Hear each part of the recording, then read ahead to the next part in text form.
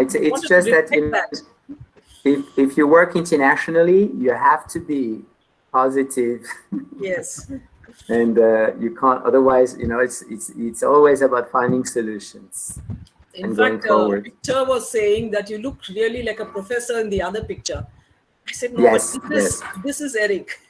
Yeah, and unfortunately, I was traveling when we did a set of professional pictures for my School of Management. I was abroad as often during those times, and so those are the only pictures I had. And the previous one was at the Japanese ceremony, where you have to have the white tie. Yes. For the ceremony. So, but I hope that, you know, for the next round of professional pictures, I'll get a nice picture with a nice tie.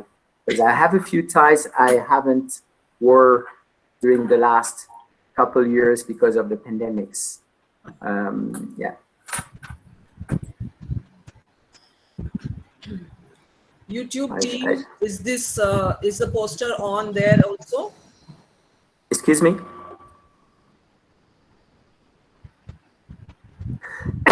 Excuse me, I didn't hear.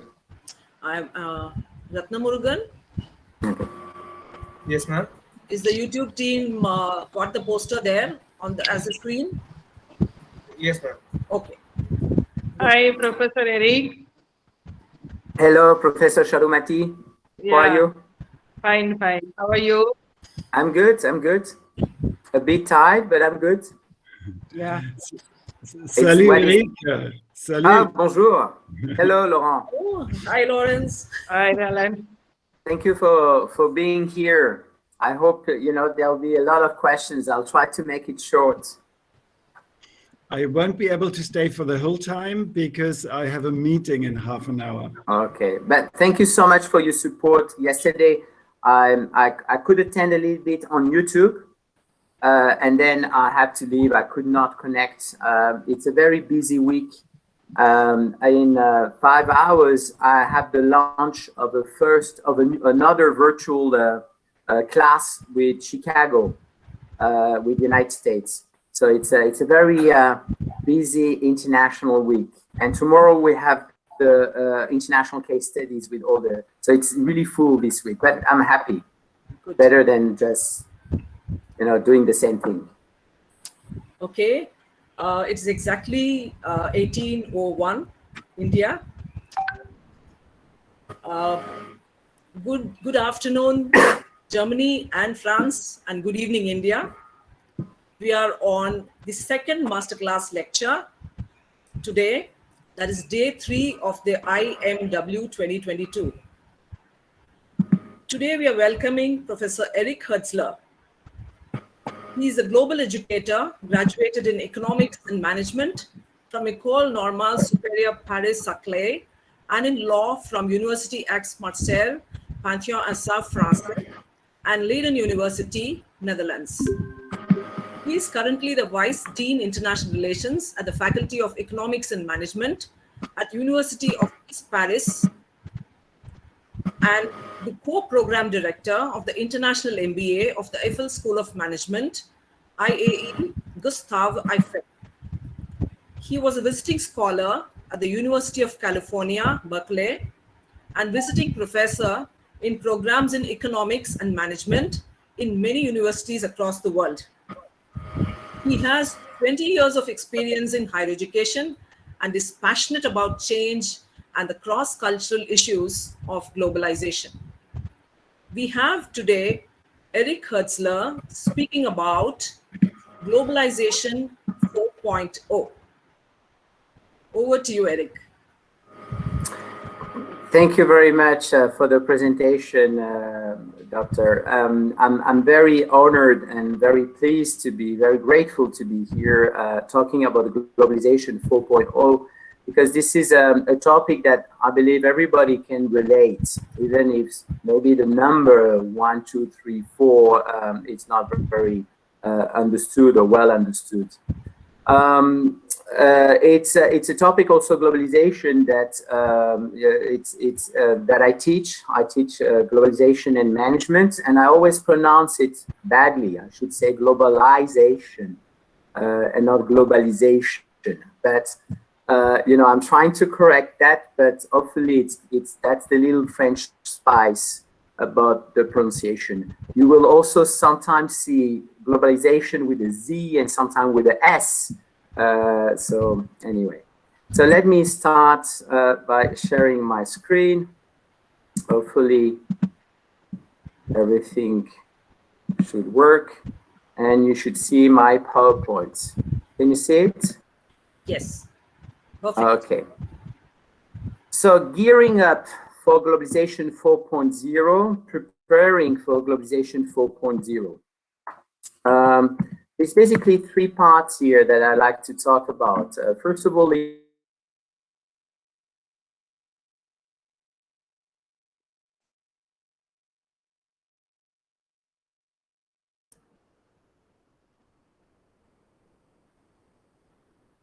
think we is lost. Sorry? Eric, can you begin again? We lost you for a few seconds. Oh, okay. So sorry, it's my university connection. So three parts here: understanding globalization, globalization 4.0 and its challenge, and getting ready or trying to get ready. Can you hear me? Yes. Okay. So just a forwards, let's try to play together. I'd like to see if we have the same understanding of those French Indian people. So there's a French man and an Indian man here on the left side. Do you know who they are?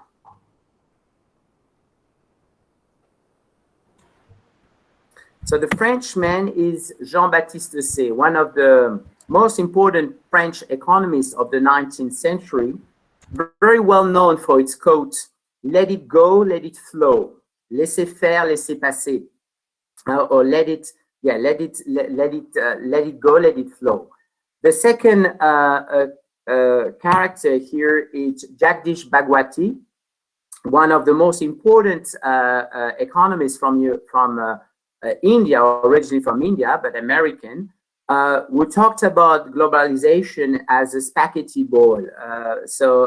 And I'll explain that a little bit later. So one of the most important economists. And two other people that I think are interesting here, another Frenchman, Olivier Blanchard, who was the chief economist of the IMF for 8 years, and who were the chief economists when we moved towards the fourth wave of globalization. But as you know, the chief economist now is a woman, and it's an Indian woman. And probably you know what happened in 2019 is this couple, along with another person, won the Nobel Prize in Economics for their work on international poverty and international economics. So it's a French woman and an Indian man, and they're both a couple. So does anyone knows their name? Anyone, guys? Okay, Abhijit Nope. Banerjee. Abhijit Banerjee. Yeah. I don't. Banerjee and Esther Duflo.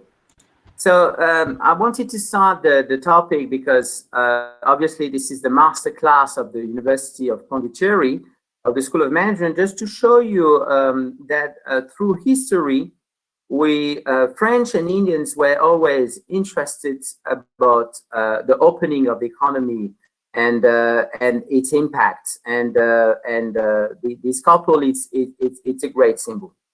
There's another quiz we could do also, although we don't have much time, but I'll make this presentation available to all. I'll send you the PDF at the end. And I encourage you to go on this website of Gapminder and it's a series of questions about how much do we know about the world we're in.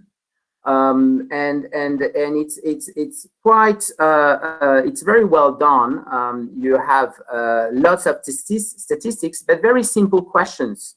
For example, on the plastic waste, is there more plastic waste on the ocean or on the ground? For example, that's one of the questions. On the plastic waste, if you think about pollution around the world, you believe there's more plastic waste in the ocean or on the ground, on Earth?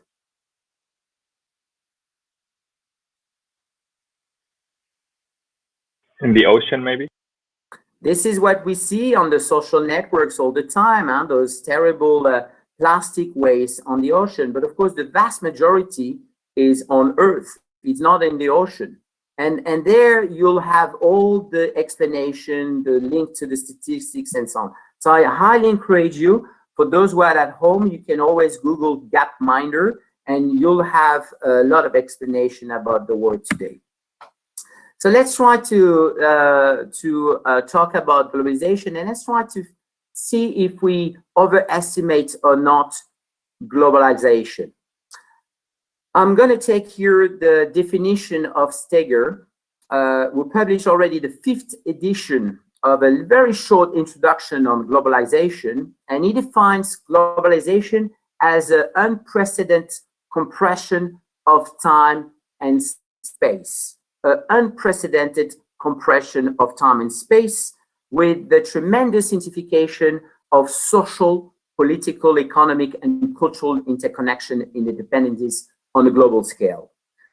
So there's clearly here two very important ideas, is that through globalization, time and space are becoming less relevant.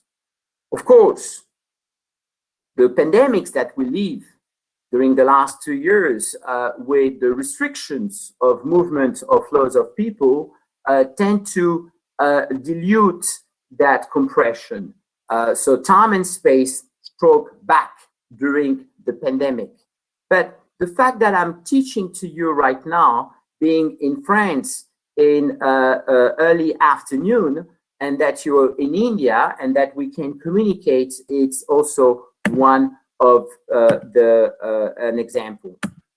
So before, distance mattered and was measured in time and space. And what is quite interesting is that there were 2 international conferences in the late 19th century to define a global standard. The British managed to define the global standard in terms of time zone. And the Greenwich Conference, the Greenwich in this conference in Washington in 1884, they defined those time zones across the world. The French were able to impose the measuring of distance through the metric system. So there was another convention here that defined that. Before, also, borders mattered as a way to try to control flow and cultural identities. You would know exactly what is French, what is British, what is Turkish, Japanese, or Indian. And societies and cultures seem to be clearly delimited. And this is often what a lot of political leaders are referring to. We have to take our control. We have to take our country back. It's quite reassuring when you have this very, very simple understanding of what is a country or a nation. So everything has its place. But now, and especially during the last 20 years, distance almost becomes irrelevant. Sky is the limit. We can work from, thanks to technology, wherever we are, we can work. People are sending, countries are sending satellites, they're sending rockets, they're sending different devices to Mars, they're sending, so it's distance is becoming more irrelevant. Borders seems also quite irrelevant because even the countries who try to close their borders to fight against the pandemics actually had to face the pandemics. But there's a big question mark here. Huh? What is a border and so on? Societies and cultures seem more complex. And there is this creation of the virtual space. One of the illustration is Facebook becoming Meta with this Meta world and this virtual space. If you're interested in those events, I highly recommend you two books. The book from Manfred Strager at Oxford University Press. So you have now the 5th edition that was released. It's a very short book. And you have this book from a very important French thinker who passed away a few years ago, was a professor at Stanford University and at the French Academy, and who lived beyond 19 years old, and was very, very positive, optimistic about the digital age and how digitalization is empowering people. So I recommend you to read those two books. We do live in the globalized world. We're using right now a tool from the United States, Google, and we tend to use the same tool. Well, it seems we use the same tool, but it's also a bit complex because, for example, this brand here, Mon Ami, Mon Amour, Mon Paris Baguette, it's a Korean brand. This Korean company is the largest manufacturer of French pastry in the world. Superdry, they're trying to put kanji from Japan, but actually they're a British company. Mentioning the Japanese whiskey, who became now one of the best whiskey in the world. So it's really hard to know exactly what is coming from where, and so on. And every brands are playing on this. The French, for example, are doing premium wine in China.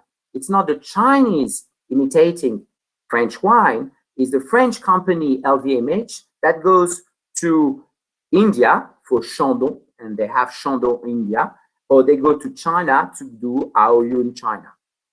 But it's not only about the goods, it's also about the people. It's also about the diversity of the people.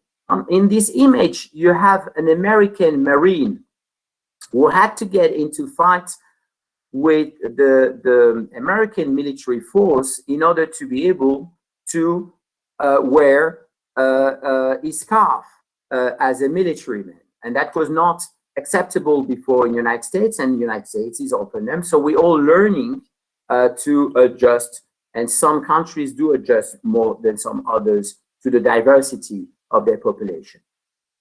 So we have to understand that the world is a bit upside down, that the center of the world is probably here in Asia. This map is a very interesting map made by an Australian thinker who was a bit fed up to always see Australia in the corner and have always Europe in the center. So we have to understand that we live in this global world, that things are more complex, and that we probably need to change a little bit the way we see the world. And there's nothing better than this map. However, if we look at the messaging app that we use around the world, we don't exactly use the same messaging app.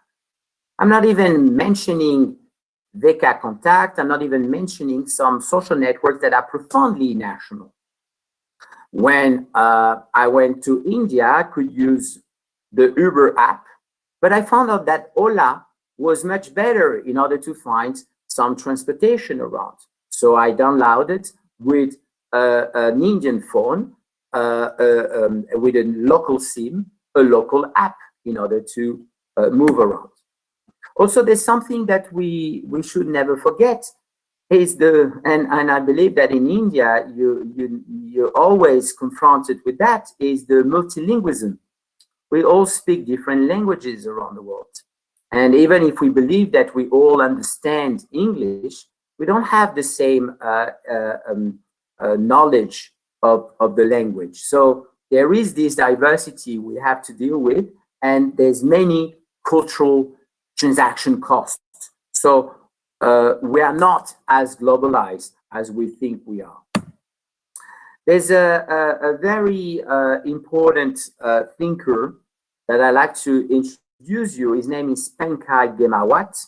And Pankaj Ghemawat, educated in the United States, wrote a lot about globalization and made a lot of research, data-driven research on globalization. Because when you read the press, there's a lot of storytellings, either a very strong storytellings by the pros, the globalizers, those who want to promote globalization, telling you that this is the magic wand for development, for technological advance, for the future of humanity.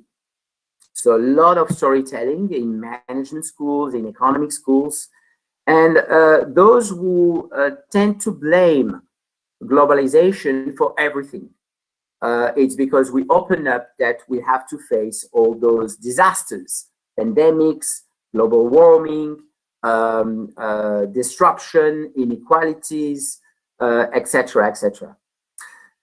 Based on his research, he proved that actually we're not really globalized, and that we should not underestimate the technological change.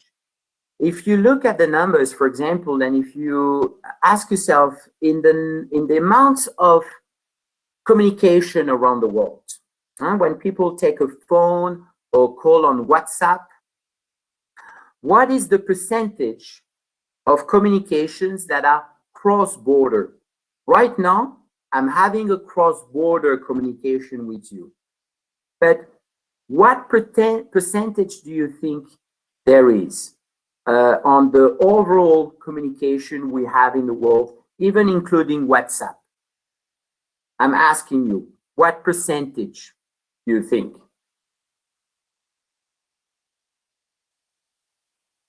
Anyone? I cannot see the chat, unfortunately.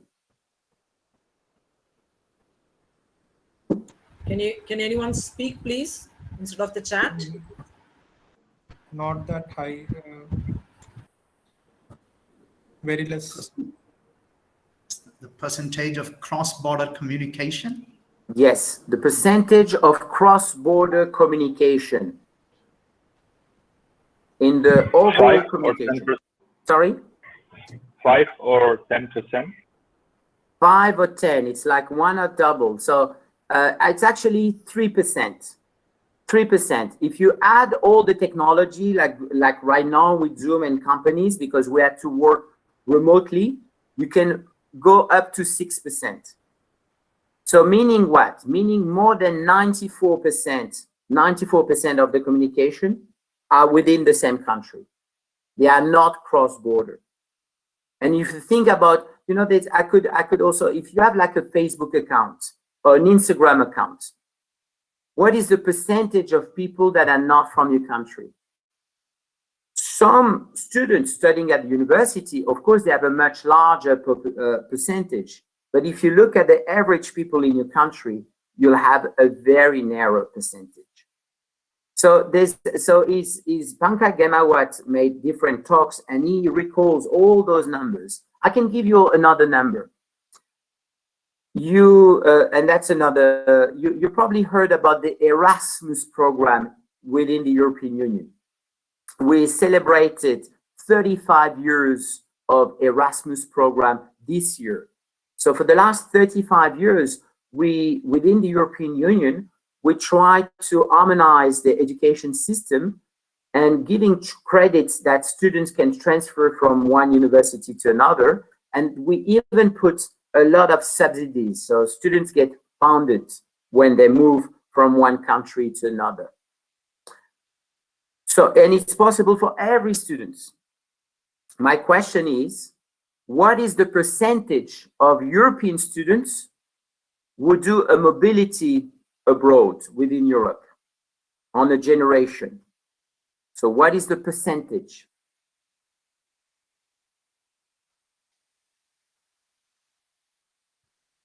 Maybe 20%? Is 3%. 3%. So again, 97% of European students do not move, do not study abroad during their studies. Of course, this percentage is much higher in management. In management, you can go up to 20%. In some private schools, it's 100%. Everybody has to go. But if you look at the generation of students, only 3%, all disciplines, meaning 97% of students in Europe stay in their home country despite the opportunity of doing it. So globalization is really overestimated. And for good reasons. Huh? The cons will blame globalization for everything. The pros will tell that every benefits are coming from globalization. If we think about the roots of modern globalization, there are very strong historical roots through philosophy, economical theory, and legal foundation. And as you know, it's this idea of the gain to trade, to lower transaction costs. If you look on the World Trade Organization, this is what you're going to see. If you open up, you'll get better price, better technology. It's for the good. And we did globalized markets with a series of treaties. We did globalized production and supply chain.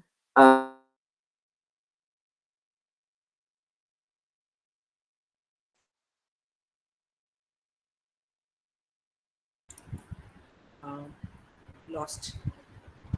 Yeah, I think he will be back. And deal with the problem of the world. So, Eric, when you look at the global, for a moment, sorry, we lost you for a moment. oh, sorry. Okay, So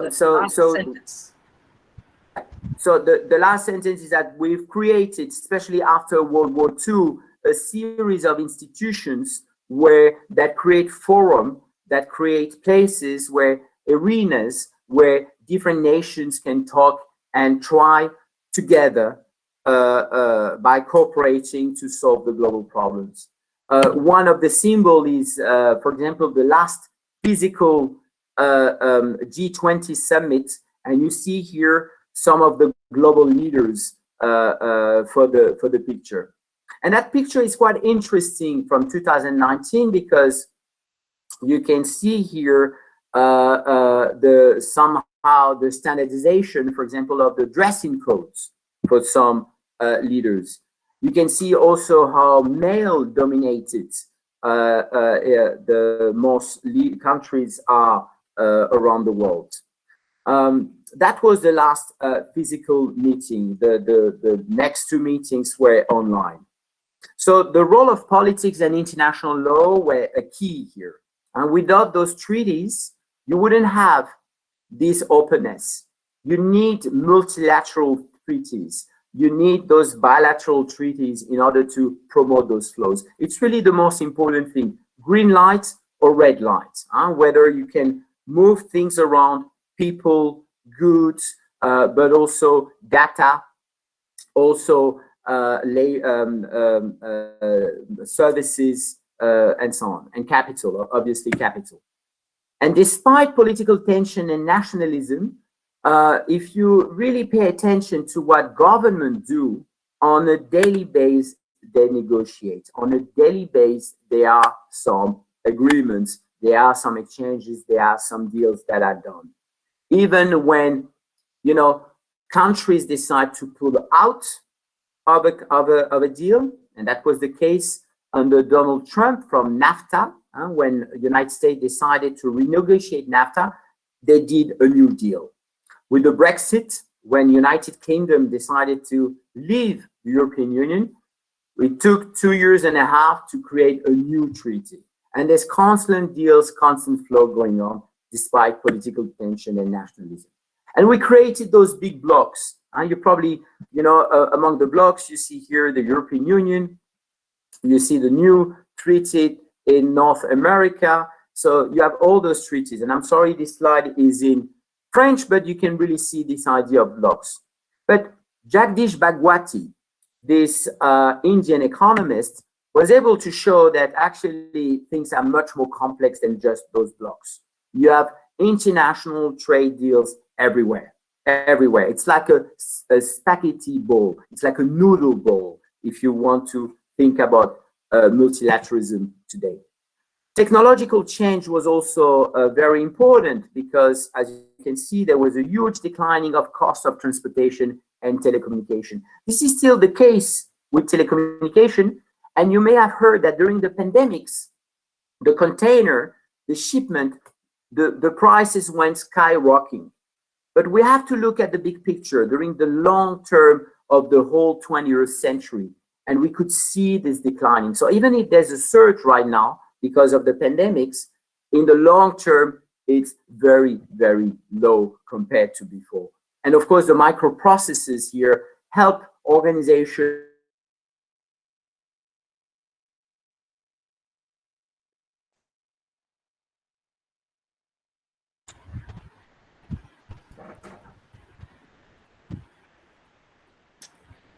to organize. Actually, during the World Economic Forum. Eric, we lost you. Yes.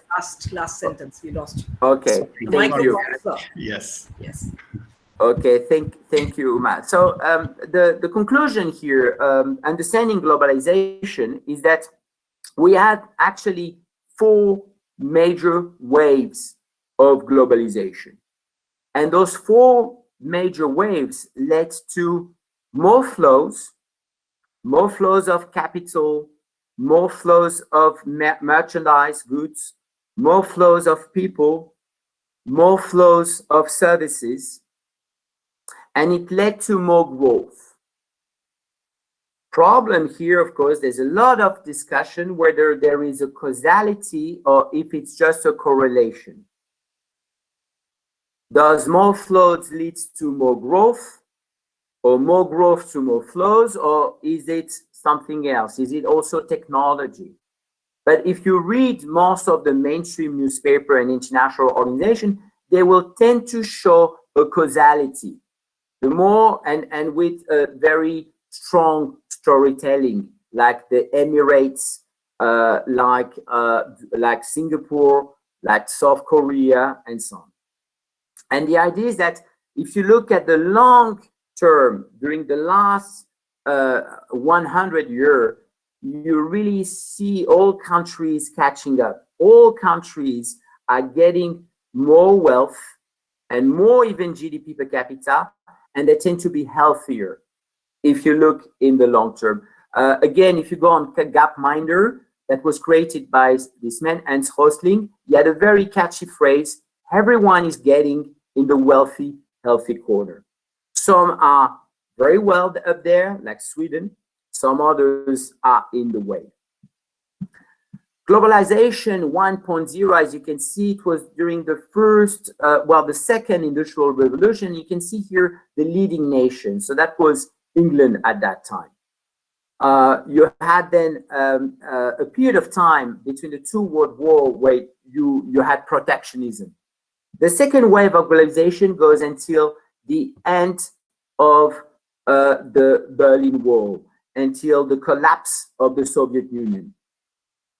Here again, you had 2 countries or 2 big powers that were shaping this globalization 2.0, the Soviet Union and United States. And this is the flag, the former flag of the Soviet Union.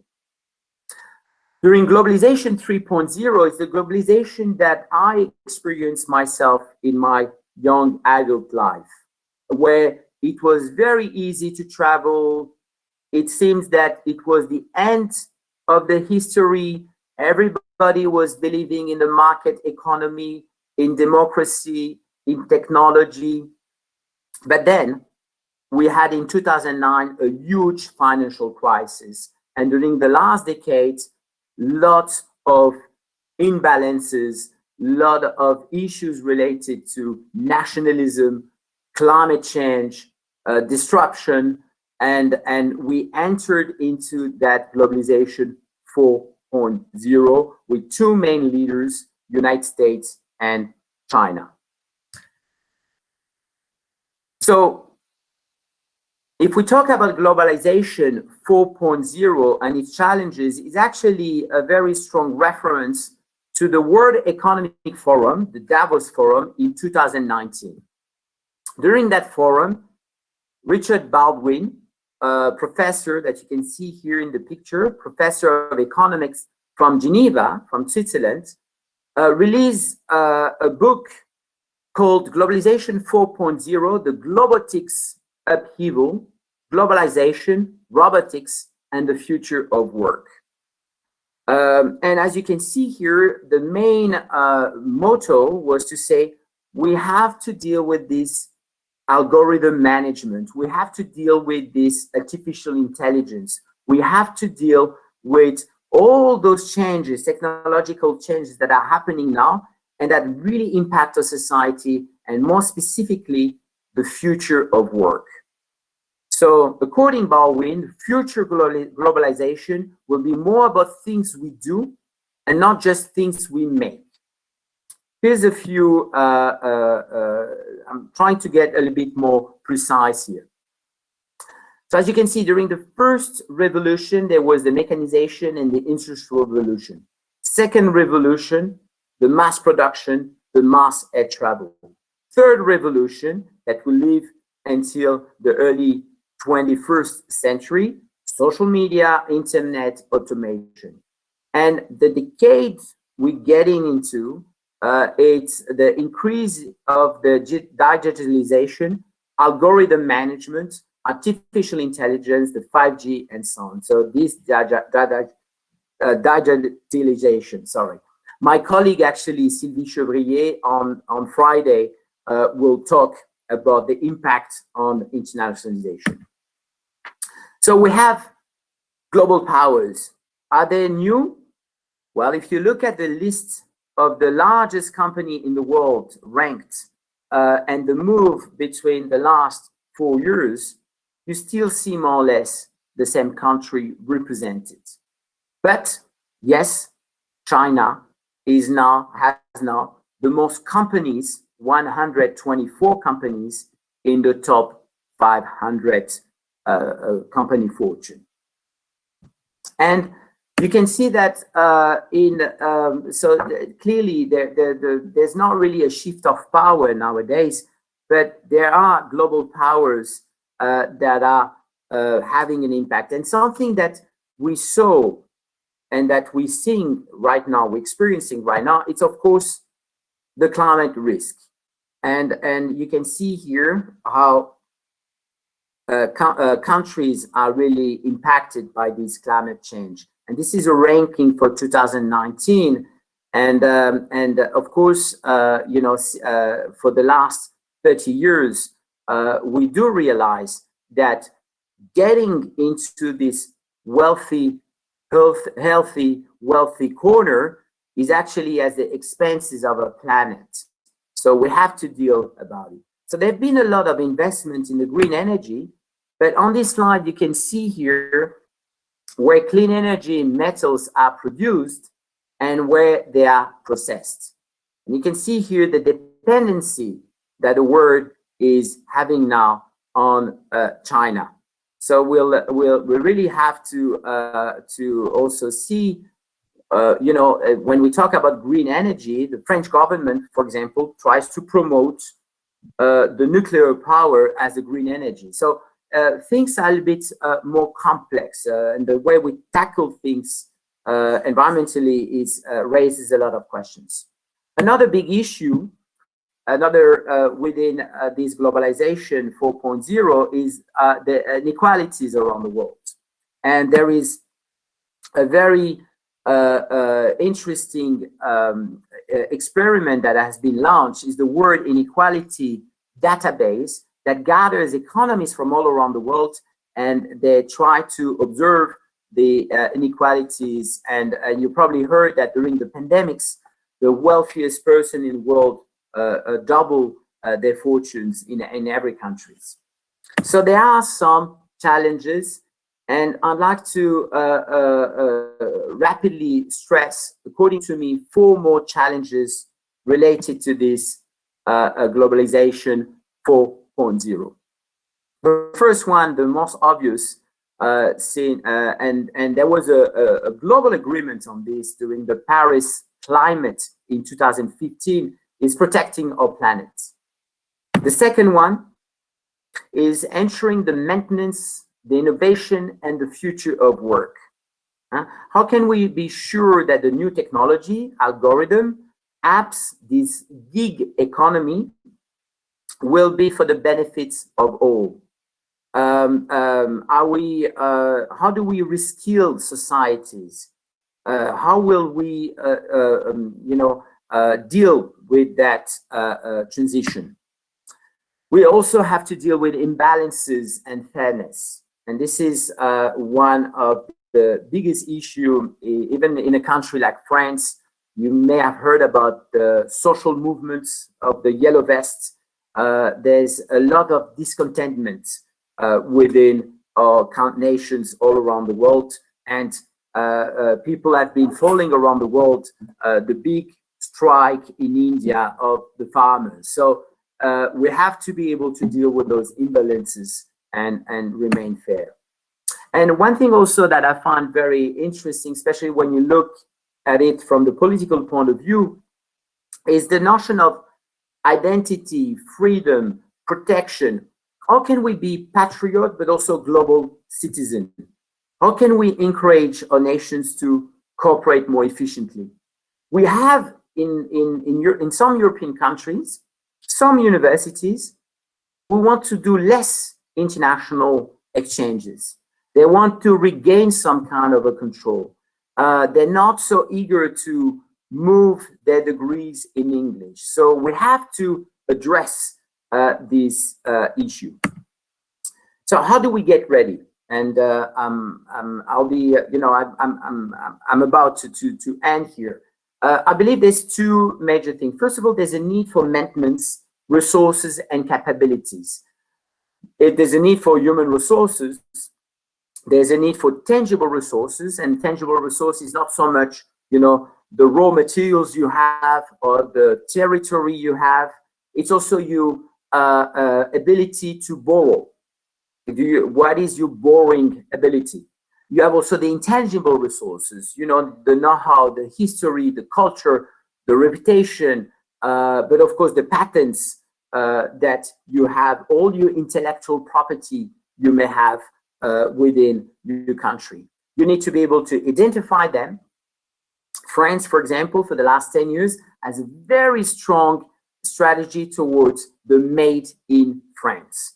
You need to develop those resources, maybe recycle them, and make sure you recycle. It's not only about pushing and exploiting the new resources, it's about being able to recycle, and you probably heard about the circular economy. You need to deploy those resources everywhere.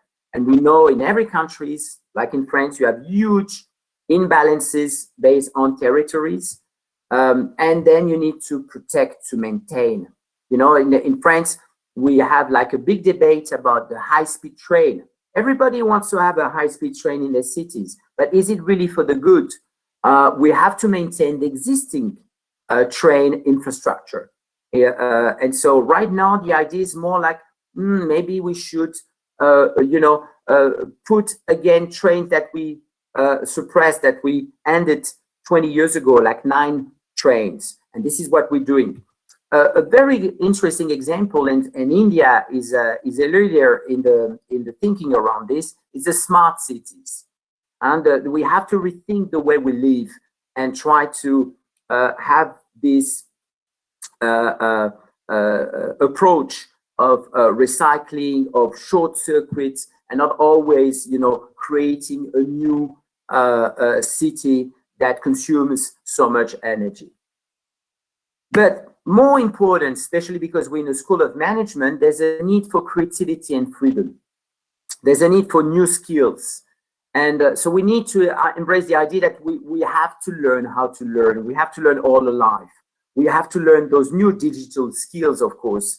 But it's also related to critical thinking, to be creative, to be flexible, to collaborate, to have empathy. This is very, very important, and every schools, every programs are trying to promote that. But this is not enough. We also have to care and to care about others. And this is what the pandemics also, I think, showed us. Care and ethics are some of the most important things, especially within this globalization 4.0. The little image with the virtual world is very nice, but you know, you have your grandmother not far away. You have your sister, your brothers, your neighbors. So you have also to care about yourself and about the others. You have to be accountable. Ethics should be at the center in everything we do. And for example, when people say, oh, they're going to be the end of work, everybody, well, maybe we should think about a basic universal income. At the OECD, in many countries around the world, there is not this idea. When you think about inequalities, when we are in system in globalization 3.0 and 4.0, the last two waves of globalization created billionaires and billionaires. How can we be in a system where someone has a great idea and suddenly has so much wealth? So you have some economists, including this French economist, that say that maybe we have to rethink capital in a different way, and maybe change also the corporate law.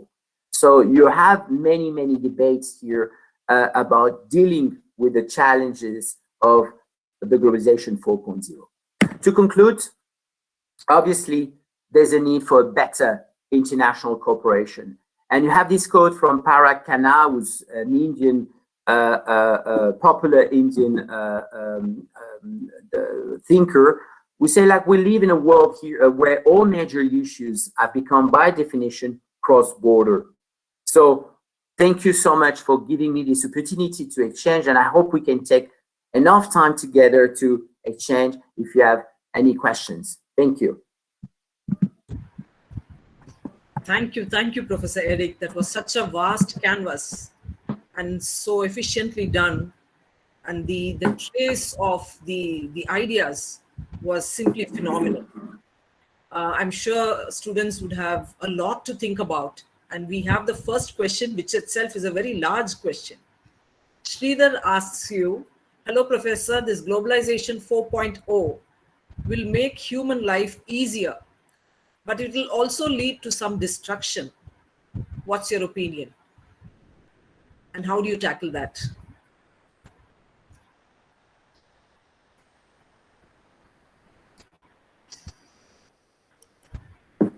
For example, yeah. So I'm sorry we were interrupted, but my point is that nowadays every student with the app can order some food, even if it's 5 minutes walk. So it's easier. What I'm saying is that you should walk. You should see the person.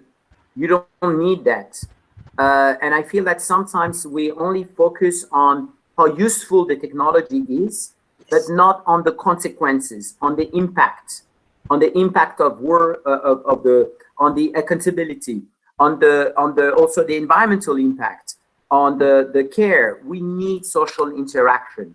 We are social beings. We can't only rely on technology and just, okay, that's easy, so I'm going to do it. Sometimes, I'm very tired. I want to order food, but I know that it's 10 minutes walk. I'll do it. 10 minutes walks. I'll see the person. It's important. Then people will say, yeah, but you will not help creating jobs if you do that. Yeah, but you have to look at how sustainable those jobs are. It's really about, I think that sometimes we focus too much on how useful it is, and we don't think enough about freedom, about private, the privacy of your data, the management of your data, on social fairness, on sustainability. Right, the human face. Yeah. You just see that gig economy worker, and you want it exactly on time, and you're keeping you're looking at your clock and saying, okay, you're 2 minutes late, your order is gone. So yeah, that's where the human face has to be seen. That's what Professor Eric is really true, Professor Eric. It's really right. Now there if we focus on this, we are creating dystopias. Yes. If we only think about the use and how useful things are, we are creating dystopias. And this is something we have to be aware. We have two people asking a very similar question, Maria James and Anjit Ajayan. In what ways has the COVID-19 impacted globalization? This is what I was saying, is globalization is a compression of time and space. And what was quite interesting, especially during the first lockdown, suddenly everything was diluted. The days were longer. You cannot move around. And suddenly people, during actually the first, stay-at-home orders and the first confinement, they rediscovered the pleasure of reading, of taking care of their family, of not rushing everywhere. And that was a unique moment in the history of mankind. Unfortunately, I shouldn't judge, but it didn't last long. Every time everything reopens, people are back on track very quickly. But what was quite interesting, for example, in France, is that during the pandemics, the sales of books really went up. Not Kindle, not online, not e-books, real books. And during the first lockdown, the people say only the necessity, the shops for basic needs should be open, but not the libraries, not the bookstores. And the bookstore make a big movement, and then during the second lockdown, they could open. So people could go in a bookstore and buy a book. And they managed to say culture is as vital than going to the supermarket. But they had to fight. There was lots of controversies in France. That's an excellent trend. Books coming back. Dr. Motilal, my colleague, has a very nice views here. He says two questions. We notice two contrary and unimbalanced acts or ends at the spectrum of globalization. One is globalization is welcome, but two is we want to preserve nationalism. This is the fourth, that was the fourth challenge. How can you be a patriot? And I think everybody should care about their country and how to be a patriot, but also a global citizen. I don't think there's a contradiction here. You have to understand, for the best interest of your country, it's important to be able to talk with every country and to be open up and to understand what you can learn from the others. So I make a very strong difference between patriot and nationalists. Nationalists are usually a very backward view. They're in a fantasy world. The patriot is like, you do care about your country, you do care about your country, but you care, for the future and opening up. This is important. And when you think people are saying, oh, we don't have a culture anymore and so on. Yeah, okay, you can eat, you have the right to eat every day the same local dish. But I can assure you that everybody likes a bit of diversity sometimes, even in their food. And it's nice to also, be confronted to the different and to the diversity. And when you look at countries, I don't really see, there's only one country that goes very far away, but they still feel that they control their future, is the Emirates. I don't know if you noticed that, but in December, they decided even to change the weekend. In most Muslim countries, the weekend is on Fridays off and not on Sunday. And the Emirates, they decided to change that. Imagine if we would do that in other countries. That would be, people would say, it's the end of the civilization if you do that. But they did it. And they feel very proud of their country, they're very patriot, and they move forward. So that's one of the issues. And we have Dr. Motilal continues, and there's also another student, Vishal, saying both of them have said similar things. They say that inequality needs to be understood from another dimension, that the wealth of rich individuals is invested in economic progress. People are employed to regenerate and multiply wealth. Okay, the rich person consumes just like any other ordinary person. Okay, with the luxurious lifestyle, but with an enormous stress of being rich. That is what the philosophical view. Yeah, I mean, we are professors in School of Management, so we're not here to say bad, good or bad, and I would not like to approach inequality from a moral.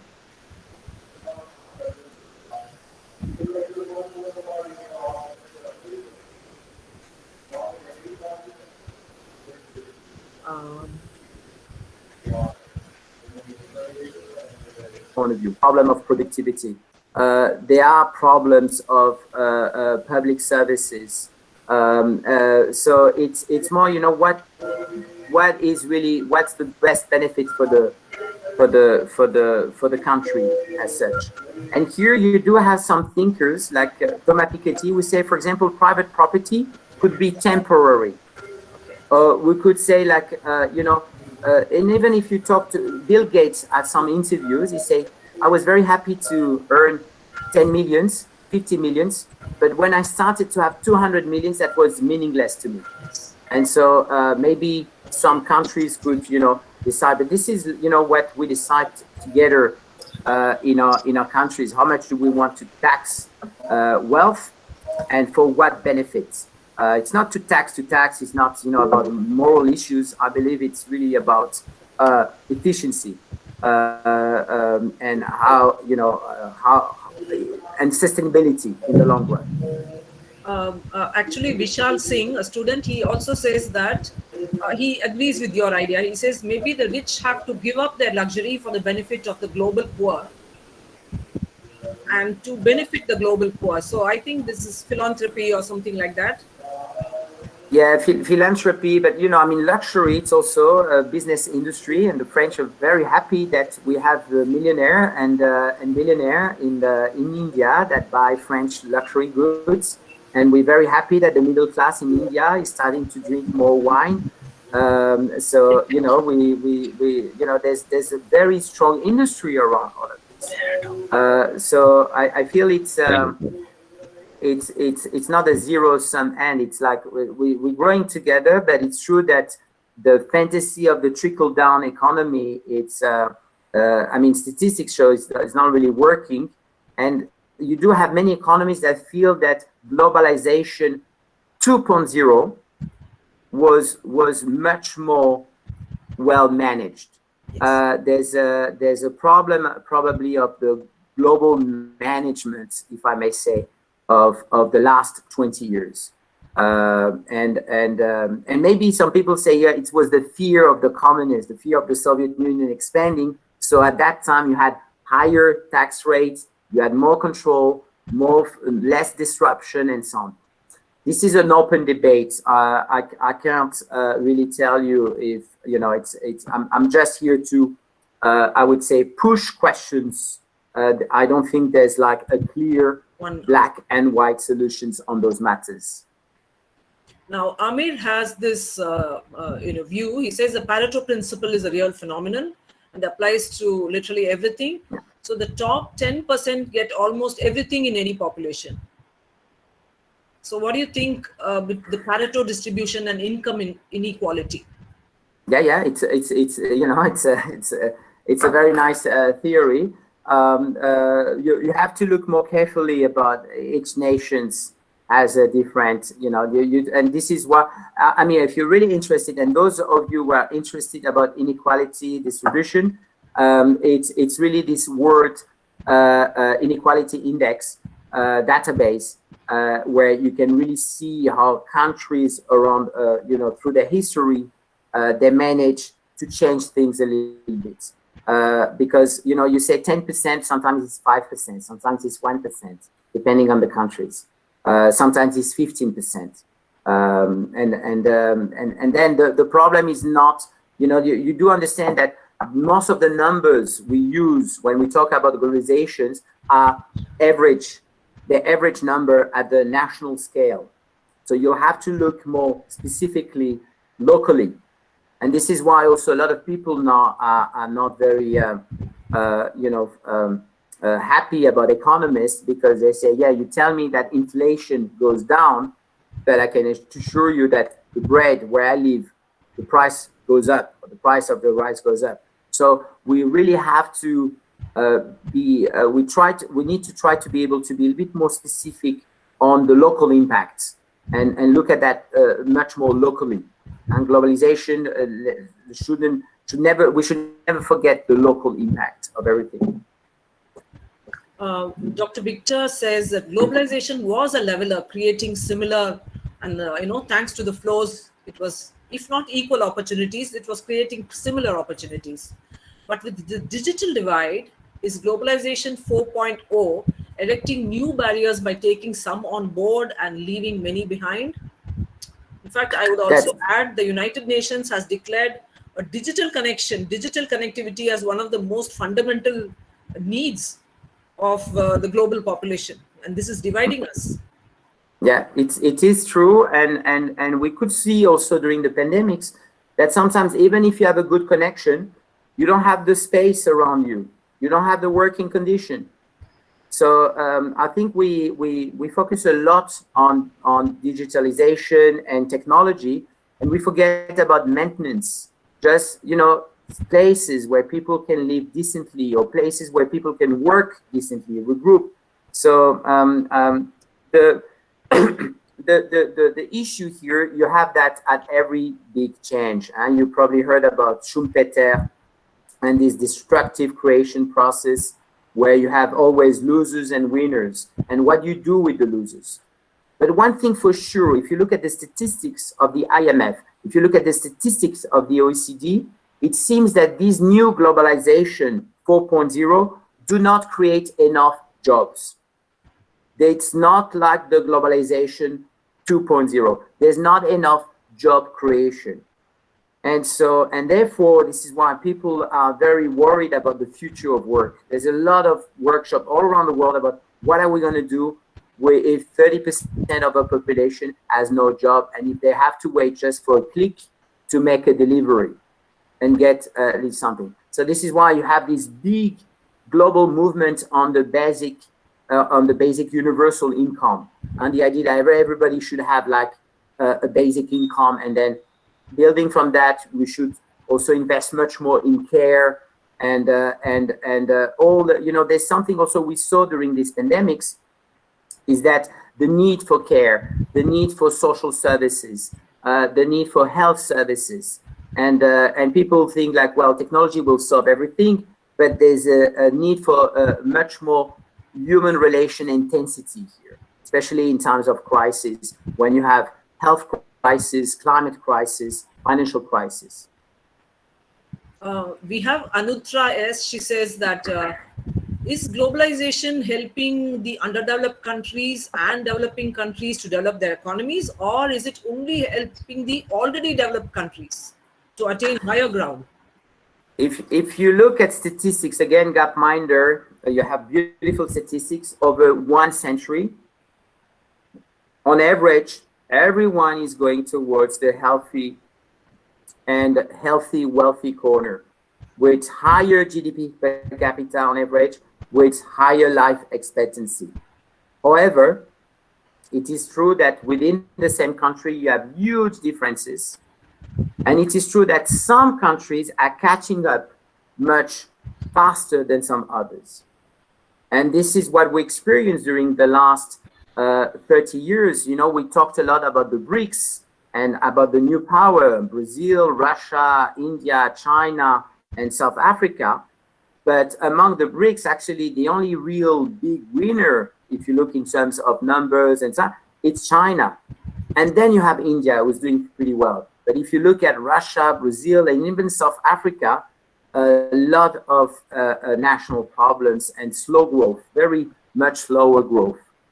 So, the higher growth that you have in some countries and the fast-growing economies, I wouldn't say they're emerging, but fast-growing economies, some of them are catching up. And you can see some location within India are very, very well advanced, but some others, and I think it's like, again, a local problem.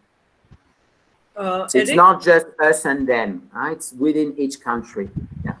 Eric, it is 19:02 in India. We are 2 minutes past time. Is it okay for you? Yes, and that's okay. That's okay. It's fine. I have my students. Hopefully, they're looking, because this was my introduction for my class, Globalization and Management. So Wonderful. hopefully, they're watching me on the YouTube channel in the classroom. And now I'm going to tease them. I'm going to, try to see if they followed what I said. And they had to read some papers related to this topic. Okay. So we'll have a discussion right now. So they'll wait for me. That's Okay, fine. so we have Srinidhi. She says that does globalization lead to cultural erosion? Like when a country's product is made by another country, where is how do you define authenticity?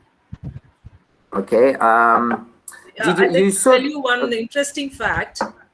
Ganeshas, yoga mats, many such gods, little clay idols. They are all made in China. Yeah. And The exported wax to- also, the textile from Africa that actually coming from Indonesia, made in China also. A lot of products are made in China. Does it mean cultural erosion? I do believe that the cheaper yoga mat from China helped spread the yoga culture in the world. Everyone in South Africa or in Africa wants to you have yoga lessons everywhere. And they're very happy to get an affordable mattress. China also made available many products all around the world and help, for example, Japan to push their products around the world. They help Western companies to push their products around the world. And now they help India to push some of its culture abroad. So I feel the question around culture is the question you can ask yourself. Of course, if you talk to your grandparents, there's always a feeling that, there's a threat here. But if you really look globally, I don't really see that. One interesting example is one of the biggest success of the series on Netflix. They're non-American series. There's a Spanish series about a heist, La Casa de Papel. And there's, of course, the Squid Game from South Korea. So it's not an American, it's an American company, Netflix. But if you look at, the global success, the Spanish were able to promote their own actors, their own screenwriters, South Koreans also. So I think things are always a bit more complex than we think. Even in India, we have a lot of fans of Korean dramas. Yeah. And my African colleagues here, they say they love Bollywood series. And they love them. And in France also, people, I mean, it's like if you look at some of, key aspects of what is seen as the Indian culture, it's really, really strong. For the award ceremony, for example, that we had, the graduation ceremony, we had 2 Indian students who made a wonderful dance. Beautiful. And that was a French graduation ceremony. But we're very lucky to have them. And I'm grateful to Nilesh Jain for making this particular remark as a boy. Good. He says you have mentioned in one of your slides about the G20 Osaka summit, where there were men and only 2 women. I saw 2 women there. He says 1 woman. So has globalization increased male dominance? Has it? To me, shall I say that even there we saw Angela Merkel, who was a very male leader. She was a male prototype of leadership. So has this increased belligerent, aggressive, male-dominated kind of leadership culture? Uma, I don't believe I'm the right person to answer this question. It's Lawrence in the meeting. I'm just trying to, I will not say, no comment. Because that was his concern, that has globalization increased the masculinity in leadership and dominance of the male? Okay, there's a you had a wonderful Nobel Prize also originally from India. We talked about all those issues of globalization. Is globalization Westernization? Is globalization male dominance? Is globalization Americanization? And if you look at data and if you look at different things, there's a lot of reasons to be very optimistic for the future.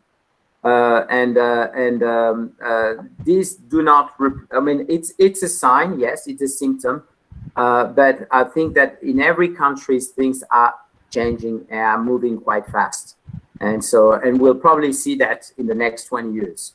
So we hope the new generation, the students, will help us to embrace diversity and manage a little bit better the state of the world and this globalization 4.0. I don't think this is the responsibility of the millennials. This is the whole responsibility of every generation, that you have your part to play. I have a question, Eric. I have always wondered at this creation of these unicorns, companies that have attracted billion-dollar investments. Valuation, yeah. Valuations which do not seem authentic. You know, very silly retail stores have attracted billion-dollar investments or valuations. It seemed very puffed up, and the ownerships or the investors are they are globalized investors. So it is kind of leading to some kind of pilferage of resources across the globe. Some kind of banana republic getting globalized. Yeah. Uma, this is a very good point, and I believe India was a very wise nation in that respect.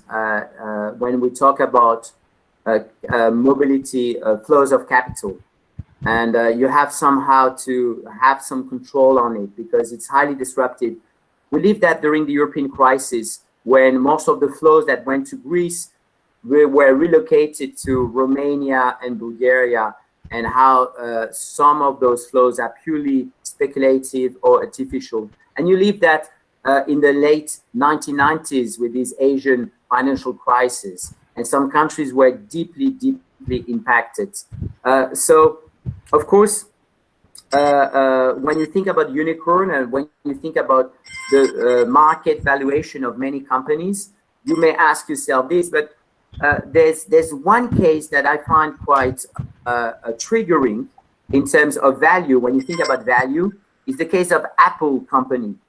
Apple company, when Steve Jobs died, passed away, was valued less than $400 billion, which was quite enormous, 2011.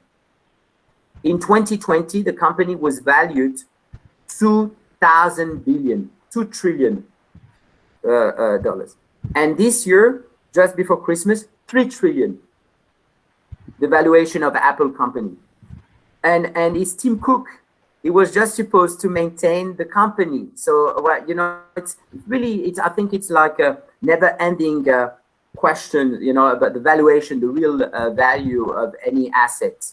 But one thing for sure, this is what I presented as tangible, intangible resources. Apple is really strong in working on the intangible resources, which is the reputation. I don't know if you remember, but one of the first hires that Tim Cook did was to hire the CEO of Burberry's, a woman that he paid more than himself to run all the Apple stores around the world. And you can see that the real value of Apple is probably not, the products are okay, but it's those intangible values and resources. And Victor, yes, when you look at the list of the winners of globalization, because those are the winners, and the companies are the winners here. The only things that changed over the last 30 years, I only showed you the last 5 years, but if you look at the numbers 30 years ago, it's China. If you look at the top 15 countries in the world that have the most companies in the top 500, it's always the same. United States, Japan. Japan is quite remarkable because the growth in Japan is really, really low, very aging, but the company remained very strong. I think Japan is a very, very interesting case for the whole world because they're very strong on their culture. They're very international. It's a lot about maintenance, and you can see how they rebuilt some temples like with the same technology than 1,000 years ago. They go back in their traditions and know how to move forward, and they're seen as the country of artificial intelligence, globotics, and so on. So it's a very inspiring case of a winner of globalization with somehow some control, despite of course the aging population, despite the higher debt, despite all the issues that they have and the inequalities they have also within Japan. Eric, shall we say call it an evening? Yes. Okay. Thank you Now, very much, Uma. I with could this- talk, I have 28 hours on the topic with my students, so with this, we close the Masterclass 2, Globalization 4.0 by Professor Eric Hertzler from University of East Paris, France. And we have had a scintillating discussion. Thank you all. The audience has been wonderful. And we'll meet tomorrow, same time, for the next session, the next Masterclass session. And before we close the screens, I would like Professor Eric to pick a gesture that we make today for the group photograph. thank you for your questions, all of you. Thank you for your time. And yes. What gesture would you like us to make on the photograph today? This? Good.